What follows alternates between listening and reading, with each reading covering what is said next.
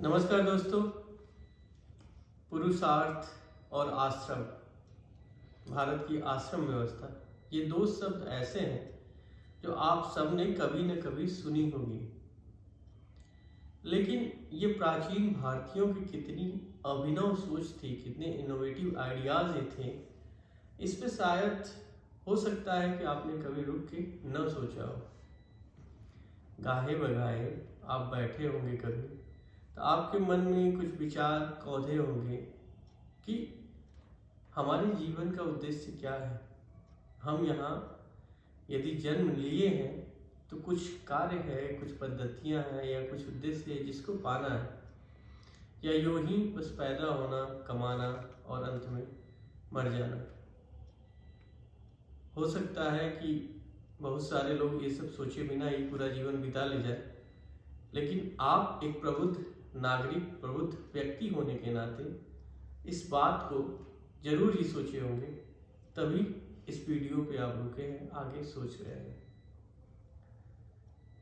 बहुतों ने सोचा होगा, आपने भी सोचा होगा, और पूरी संभावनाएं हैं कि इसके निश्चित उद्देश्य तक आप नहीं पहुंच पाए होंगे। किंतु यदि कहा जाए कि भारत के मनीषियों ने आज के हजारों सालों पहले मानव के जीवन का क्या उद्देश्य है, बड़े सोच विचार के निर्धारित कर दिए थे, और एक नहीं बल्कि चार चार उद्देश्य। तो ये आश्चर्य की बात नहीं है। जो पुरुषार्थ है हमारे, वो मानव जीवन के उद्देश्यों को ही दर्शाते हैं। पुरुषार्थ, जैसा कि आपको शब्द ही बताता है कि पुरुष होने का अर्थ, पुरुष का अर्थ यहाँ स्त्री या पुरुष से नहीं है, वरन प्रकृति और पुरुष से है। प्रकृति वो नेचर है, वो गॉड एलिमेंट है नेचर का, जिसको प्रकृति कहा गया, और गॉड एलिमेंट से निकली पूरी सृष्टि पुरुष कही गई।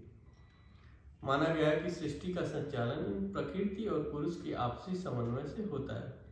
तो ये जो सृष्टि में होने, बीइंग का उद्देश्य क्या है, what is the purpose of your being, इसको पुरुषार्थ कहा गया। पुरुषार्थों को डिफाइन करते हुए, आपके जीवन के उद्देश्यों को डिफाइन करते हुए चार बातें कही गई कि आपके जीवन के चार उद्देश्य हैं: धर्म, अर्थ, काम और मोक्ष। ये चार ही उद्देश्य है जिसको मानव को अपने जीवन में पाना है। इसके रास्ते अलग अलग हो सकते हैं, तरीके अलग अलग हो सकते हैं, किंतु अल्टीमेटली आपका जीवन धर्म के बंधनों से बंधा हो, अर्थ का उपार्जन कर सके, अपनी जो भौतिक आवश्यकताएं हैं उसको आप पा सके, काम आपकी जो डिजायर्स है उसको फुलफिल कर सके, और मोक्ष फाइनली लिबरेशन ऑफ सोल। आप इंडियन माइथोलॉजी, इंडिया के अनेक धर्मों में इस चीज को पढ़ेंगे, कमोबेश घुमा फिरा के सबने मोक्ष की चर्चा की है। हिंदुइज्म में उसे मोक्ष कहते हैं, बौद्धिज्म में निर्वाणा हो जाता है, जैनिज्म में कैवल्य हो जाता है। तो हर भारतीय धर्म, हर भारतीय दर्शन इस मोक्ष या लिबरेशन ऑफ सोल के कॉन्सेप्ट का डिस्कशन करता है। तो कमोबेश ये चार पुरुषार्थ हैं, इन चार पुरुषार्थों पे, इन चार लाइफ के ऑब्जेक्टिव्स पे सबका एक मत है। अब इन चारों ऑब्जेक्टिव्स को थोड़ा थोड़ा हम दो दो लाइन में डिफाइन करें कि आप समझ सके उसे बेटर तरीके से। धर्म, सबसे पहले धर्म पे आते हैं। तो महाभारत में कहा गया है कि आप वो आचरण, वो व्यवहार जो दूसरों से अपेक्षा करते हैं, यदि उसी व्यवहार को आप करते हैं तो माना जाएगा कि आप धर्म के अनुकूल आचरण कर रहे हैं। धर्म रिलीजन मात्र नहीं है, धर्म एक वो पद्धति है, धर्म वो जीवन शैली है, वो नैतिकता, वो मूल्यों का एक संपूर्ण बुके है जो आपके जीवन को गाइड करता है, जो आपको आगे लेके जाता है। धर्म भारतीय मनुष्यों के द्वारा निर्धारित वो नैतिक मूल्य थे जिसको पालन करते हुए जीवन का हर कार्य व्यापार अच्छे ढंग से चलता है। यही कारण है कि आपके बाकी पुरुषार्थों को भी धर्म के द्वारा गाइडेड होना है। यानी आप अर्थ का उपार्जन, काम की पूर्ति और मोक्ष की भी पूर्ति करें तो धर्म के दायरे में ही उसे होना चाहिए। सेकेंड आपका पुरुषार्थ है अर्थ। तो अर्थ हो जाता है आपकी जो फिजिकल नीड्स है, भौतिक आवश्यकताएं, जीवन, रोटी, कपड़ा, मकान और अन्य जो भी भोग विलास, सामाजिक दायित्वों की पूर्ति। इसको पूरा करने के लिए आपको जो कुछ भी चाहिए और जो कुछ भी कार्य आप करते हैं वो होता है अर्थ। काम, काम इज फुलफिलमेंट ऑफ डिजायर्स। आपकी जो भी डिजायर्स है उनको पूरा करना, सही तरीके से पूरा करना, धर्म और अर्थ के मर्यादाओं में रहते हुए पूरा करना, वो काम हो जाता है। और लास्टली मोक्ष, लिबरेशन ऑफ सोल। माना जाता है कि हिंदुइज्म, बुद्धिज्म, ये सारी चीज़ें बर्थ एंड रीबर्थ की थियोरी में, कर्मा थियोरी में बिलीव करती है। हिंदुइज्म में रीबर्थ होता है, आप विभिन्न योनियों से गुजरते हुए अंत में सैल्वेशन को जाते हैं। बुद्धिज्म में क्षण भंगवाद करके एक थियोरी दी गई है कि एवरी मोमेंट ये पूरा जो सृष्टि है वो डिस्ट्रॉय हो रही है, नेक्स्ट मोमेंट नई सृष्टि क्रिएट हो रही है।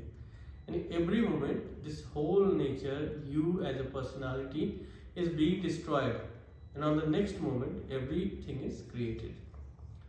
तो बुद्धिज्म कहता है कि हर क्षण कुछ बदलता है, इसमें भी सोल बदल के पुनर्जन्म लेती है। आपका जैनिज्म भी इसी तरह की बातें कहता है, तरीका उसका अलग है। इन सब का रीजन सब कर्मा को मानते हैं कि आपके कर्म हैं जो कि आपकी आत्मा से जुड़े रहते हैं, उन कर्मों के बंधनों से आप मोक्ष प्राप्त कर सकते हैं। तो ये मोक्ष की डिटेल डिस्कशन का पॉइंट नहीं है, अभी है कि जो हमारे पुरुषार्थ है, हमारे 4 जीवन के जो लक्ष्य है उसको क्या है और उनको कैसे पाया जाए। पुरुषार्थों के साथ जो आश्रम की व्यवस्था बनी थी और हमारे संस्कारों की जो व्यवस्था थी, वो इसको पाने का रास्ता था। यानी भारत के मनीषियों ने, भारत के जो भी स्कॉलर्स थे, उन्होंने ह्यूमन लाइफ के ऑब्जेक्टिव्स को डिफाइन किया, जिसको लोगों ने पाने की कोशिश की। लगभग सारे रिलीजन, सारे सेक्ट के स्कॉलर्स ने इस पे सहमति व्यक्त की और उनको पाने के रास्ते सबने अपने अलग अलग बताए। बुद्ध ने अष्टांगिक मार्ग बताया, जैन का संलेखना की पद्धति थी। उसी तरह हिंदुइज्म या ब्राह्मणिज्म में संस्कारों और आश्रम की व्यवस्था की गई। तो जब आप आश्रम को देखते हैं तो आपको 4 आश्रमों की व्यवस्था मिलती है, ब्रह्मचर्य, गृहस्थ, वानप्रस्थ और अंत में संन्यास आश्रम। ब्रह्मचर्य में आप ब्रह्मचर्य का व्रत लेते हुए आप धर्म का अध्ययन करते हैं, धर्म के अनुसार कार्य करते हैं। ये सारी चीज़ें करके आप लगभग जीवन के प्रथम पक्ष 25 सालों तक विद्या अध्ययन करके अपने कार्य व्यापार के गुणों को सीखकर आप वापस आते हैं। उसके बाद आपका शुरू होता है गृहस्थ जीवन। तो गृहस्थ जीवन में आप एक गृहस्थ जीवन में प्रवेश करते हैं, शादी करते हैं, बच्चे होते हैं, पंच महायज्ञ करते हैं, त्रिऋण मतलब 3 टाइप के डेट माने जाते हैं कि आपके ऊपर है, उनसे मुक्त होने का प्रयास करते हैं। ये 3 ऋण होते हैं, एक देवताओं का ऋण, एक ऋषियों का ऋण और एक आपके पेरेंट्स का ऋण। इन तीनों ऋणों से मुक्त होना, यानी जो भी आपकी सोशल रिलीजियस लायबिलिटीज है उसको पूरा किया जाता है गृहस्थ आश्रम। यही कारण है कि महाभारत में गृहस्थ आश्रम को सबसे इम्पोर्टेंट आश्रम माना गया है। संपूर्ण सृष्टि, संपूर्ण समाज का आधार ही गृहस्थ आश्रम ही हो जाता है। और इस आश्रम में रहते हुए आप धर्म के अनुकूल आचरण तो करते ही हैं, साथ ही साथ आप काम, अर्थ की भी प्राप्ति का प्रयास करते हैं। जैसे ही आप ब्रह्मचर्य आश्रम से गृहस्थ आश्रम में प्रवेश करते हैं तो आपके अर्थ और काम का पुरुषार्थ मुख्य हो जाता है। इसमें आपको अपने अर्थ की पूर्ति करती है, अपने डिजायर्स को फुलफिल करने का प्रयास करना है। 3rd आश्रम हो जाता है आपका वानप्रस्थ। उस वानप्रस्थ आश्रम में आप धर्म, अर्थ, काम के साथ मोक्ष को भी लेके आते हैं। अब धीरे धीरे वर्ल्डली थिंग्स से आप मुक्त होने का प्रयास करने लगते हैं, अलग होने का प्रयास करने लगते हैं और लास्टली आप संन्यास में जाते हैं और सब कुछ छोड़ के स्वयं के उद्धार के लिए प्रयास करते हैं, स्वयं का कल्याण करने का प्रयास करते हैं। तो इन 4 आश्रमों की व्यवस्था के तहत व्यक्ति के द्वारा अपने जीवन के उद्देश्यों की प्राप्ति की कल्पना की गई थी। ये विचार भारतीय विद्वानों के द्वारा पहले दिया गया है। आज के इस रस भरे जीवन में, भाग दौड़ की जिंदगी में, कई बार जब जीवन का उद्देश्य स्पष्ट नहीं होता, रास्ते कुछ धुंधली धुंधली सी लगने लगती है, तब इन बातों को जानना आपके लिए जरूरी हो जाता है। दुष्यंत कुमार कहते हैं, एक चादर साज ने सारे नगर पे डाल दी, एक चादर साज ने सारे नगर पे डाल दी, इस अंधेरे की सड़क उस भोर तक जाती तो है। ये संस्कार, ये पुरुषार्थ वो भोर है जिसको पकड़ के आप अपने जीवन को बेहतर बना सकते हैं। अन्यथा यदि आधुनिकता के नाम पे मूल्यहीनता रहेगी तो जीवन में सब कुछ बड़ा अस्पष्ट, अडिग और मूल्यों से विहीन, खाली खाली से लगेगा। और जब सब कुछ खाली होगा तो समाज में सुसाइड, अकेलापन, डिप्रेशन, यही चीज़ें तो बचेगी। तो अपनी संस्कृति की अच्छी चीज़ों को लेकर आगे बढ़ना मानव के लिए सर्वोत्तम विकल्प होता है।